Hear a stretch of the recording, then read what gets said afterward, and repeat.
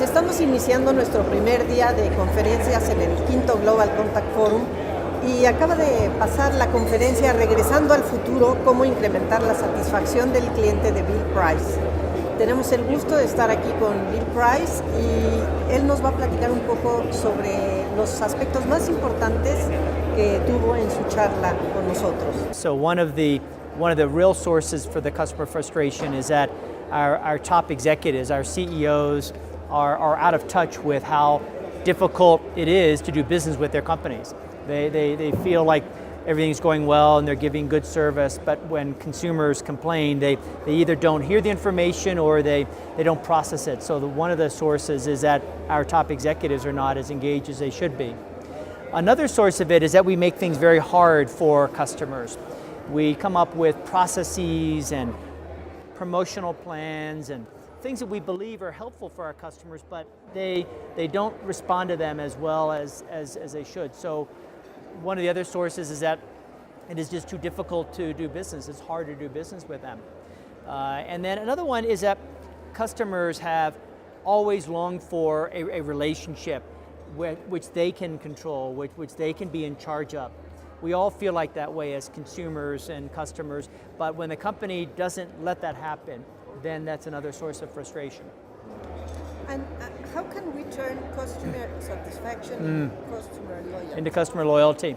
Well, one of the key things is we talk a lot about customer satisfaction, which is basically how satisfied were you with this interaction today or with the way we serviced you yesterday. But customer loyalty is much more powerful. That's the ability to hold on to a customer over time and where they will continue to buy from you and they will say good things about you as well. So the way that we see that happening is to realize that asking for satisfaction is only a small part of the puzzle. The bigger part of the puzzle is to use what we will talk about, the 7 drivers of great experiences that provide choices and trust the customer and make sure that life is easier for the customer. Then we start seeing in organizations that do this a movement away from customer satisfaction scoring as the main device to something more about customer loyalty, saying good things about the company, whether it's net promoter score or customer effort score. There are different ways to measure it, but looking at customers' purchase patterns over time. After they've had an interaction with you, do they continue to buy from you? Do they continue to buy more? Do they buy less? Do they buy nothing more? All of those are much more powerful triggers of loyalty than triggers for customer loyalty. And which are the drivers of great customers? Well, in our first book, we talk a lot about creating great customer experiences in the final chapter of the book, after discussing how to reshape demand and make sure self-service works well. And so in this case, since then, we've been building up our evidence for 7 drivers of great experiences, great customer and employee experiences. It starts off with, you know me, you remember me. So each of these drivers uses an expression that the customer himself or herself is able to share. You know me, you remember me. You remember me over time. You remember me across channels. You know me for how important I am to you. You also remember whether I complained to you and what happened in that reaction. So you know me, you remember me over time and all across channels. The second one is you give me choices. Consumers really don't like to be told, this is the right product for you. This is the right car for you. This is the right insurance plan for you. We all prefer to have choices where it might be 2 or 3 choices, not 20, but 2 or 3 choices with some trade-offs or some comparisons. Maybe telling us a little bit how other customers are using these choices. The third one is you make it easy for me. You make it easy for me to understand your company, to buy something, to return something, to share information. You make it easy for me as a customer. The fourth one is you value me. You listen to me. You include me in what you're doing. Everything from website design to even building promotions, pricing strategies. We have a company we know, an airline company, that always engages their flyers, their customers, when they're opening up a new airport location. Is this the right gate for us to be in? Is this a useful position in the airport for you? And the customer, they voice their reactions right away, like, no, that's an awful place in the airport, it's too far away from connections. Or they might say, yeah, it's really quite good. So you value me. The next one is you trust me. You trust me and don't doubt me all the time. Don't put me through a process of proving who I am or challenging me when I want to return something to you.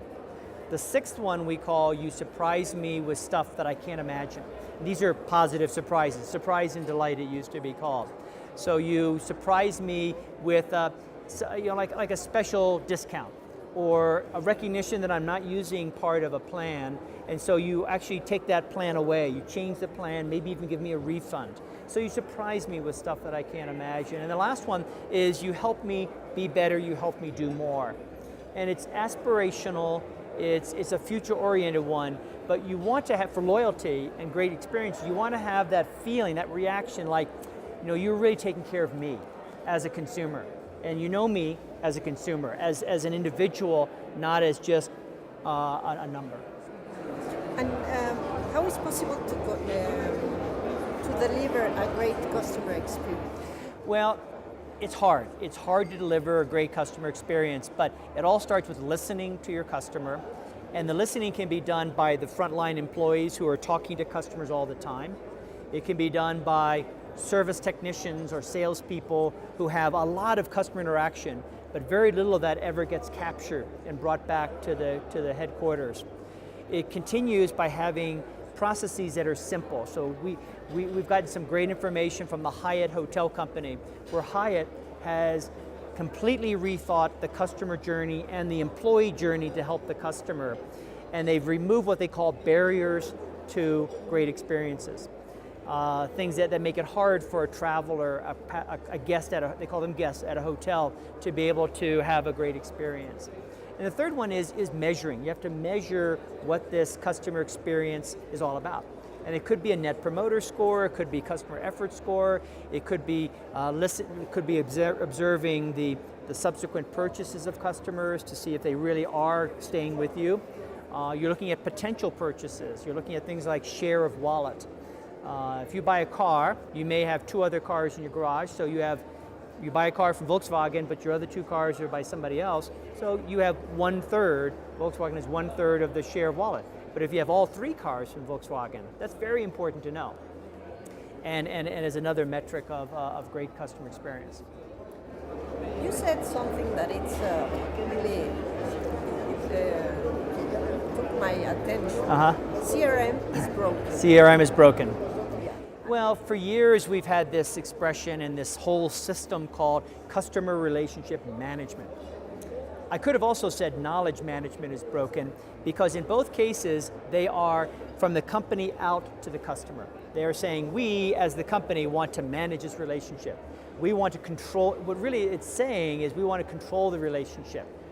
And customers, we're all customers. This is the fun thing about our business. We're all customers, we're all consumers. We don't want to be controlled. We want to be in some sort of a relationship. We want to be valued. We want to manage it. So one of my colleagues in England, Peter Massey, has a term saying it should be CMR, Customer Managed Relationships, which is why we're calling the new book Me to Be, saying from me, I should control the relationship with you, the business provider.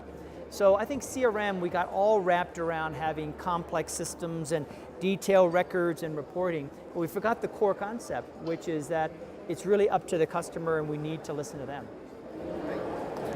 How do you imagine the interactions in 5 years?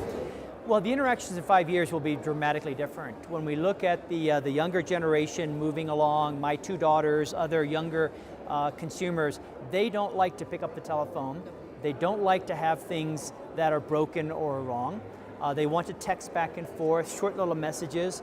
They really do value, they crave a relationship.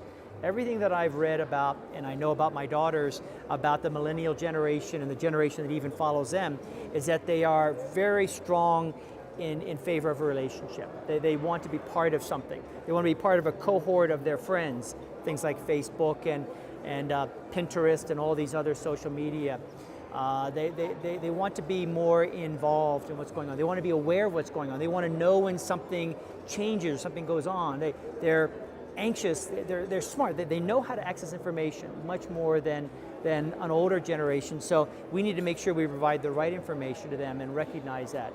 So that's one area it'll change. The other area it'll change is that there'll be a lot better self-service.